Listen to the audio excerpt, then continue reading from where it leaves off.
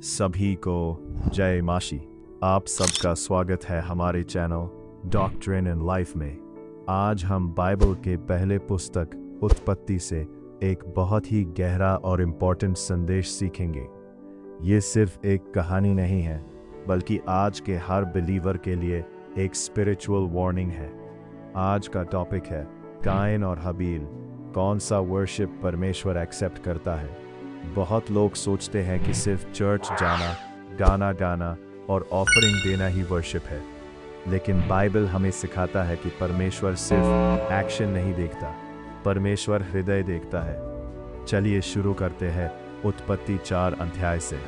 Bible कहता है, उत्पत्ति 4 अध्याय 1 से 2 पद, हव्वा ने काइन को जन्म दिया और उसके बाद हबील को जन्म दिया। काइन खेती करता था और हबील भेड़ बकरियों का चरवाहा था। दोनों भाई थे, दोनों एक ही परिवार से थे, दोनों परमेश्वर के बारे में जानते थे, लेकिन दोनों का हृदय अलग था। बाइबल आगे कहता है, कैन की प्रॉब्लम ऑफरिंग नहीं थी, कैन की प्रॉब्लम उसका अंदर का हृदय था।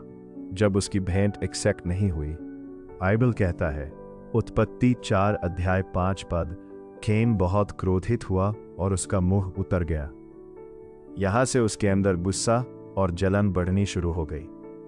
परमेश्वर ने कैन को तुरंत वार्निंग दी। उत्पत्ति 4 अध्याय 6-7 पद, यहोवा ने कैन से कहा, तू क्यों क्रोधित है? यदि तू भला करे तो क्या तेरा मुंह ऊंचा ना रहेगा? और यदि तू भला ना करे तो पाप दरवाजे पर घाट लगाए है और उसकी अभिलाषा तुझ पर होगी, पर तुझे उस पर प्रभुता करनी होगी। ये बहुत पावरफुल वार्निंग है। परमेश्वर कह रहा है कि पाप ऑलरेडी रेडी है इंसान को गिराने के लिए। ये सिर्फ कैन के लिए नहीं, आज के हर इंसान के लिए भी है।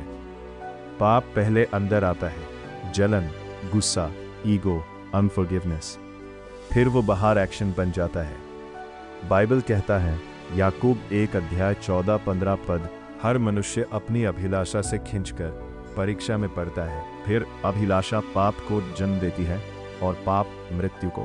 कैन के साथ भी यही हुआ।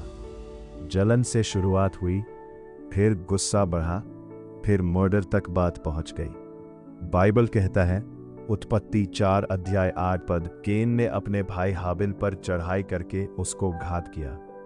ये बहुत बड़ा स्पिरिचुअल फॉल था, लेकिन इससे हमें यह समझ आता है कि पाप को अगर रोका ना जाए तो वो इंसान को डिस्ट्रॉय कर देता है। बाइबल इस बात को और क्लियर करता है।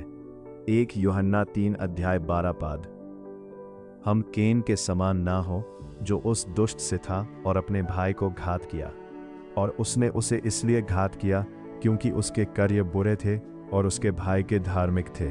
यहाँ बाइबल ने रूट प्रॉब्लम बता दिया। काइन के कार्य बुरे थे। अब हाबिल की बात समझते हैं। बाइबल कहता है इब्रानियों 11 अध्याय 4 पद, विश्वास ही से हाबिल ने परमेश्वर को काइन से उत्तम बलिदान चढ़ाया और उसके द्वारा उसके धर्मी होने की गवाही दी गई। हाबिल का वर्शिप फेथ से था, उसका हृदय परमेश्वर के साथ सही था, इसीलिए उसका वर्शिप एक्सेप्ट हुआ। बाइबल हमें सिखाता है कि ट्रू वर्शिप का मतलब सिर्फ एक्शन नहीं होता। ट्रू वर्शिप का मतलब है फेथ, ओबीडियंस और प्योरिटी। यीशु ने कहा यूहन्ना 4 अध्याय 23 से 24 पद, सच्चे भक्त पिता की उपासना आत्मा और सच्चाई से करेंगे। परमेश्वर आत्मा है, मतलब वर्शिप का स्टैंडर्ड है आत्मा और सच्चाई। आज बहुत लोग वर्शिप करते हैं, लेकिन दिल दूर होता है। यीशु ने कहा मत्ती 15 अध्याय 8 पद, ये लोग होठों से मेरा आदर करते हैं, पर इनका मन मुझसे दूर है। दोस्तों, ये बहुत सीरियस बात है। अगर हम सिर्फ बाहर से वर्शिप कर रहे हैं लेकिन अंदर चेंज नहीं है, तो वो वर्शिप एक्सेप्ट नहीं होता। बाइबल कहता है नीति कथन 21 अध्याय 27 पद, दुष्ट का बलिदान घिनौना है। इसका मतलब क्लियर है, अगर हार्ट गलत है तो वर्शिप भी रिजेक्ट हो सकता है।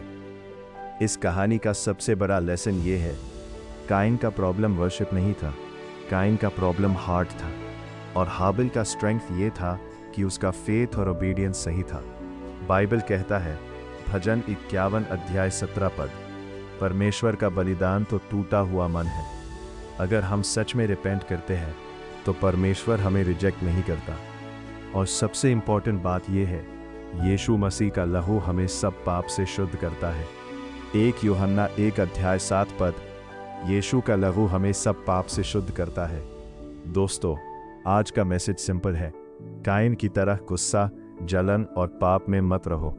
हाबिल की तरह फेथ, ओबीडियंस और प्योरिटी के साथ परमेश्वर के पास आओ।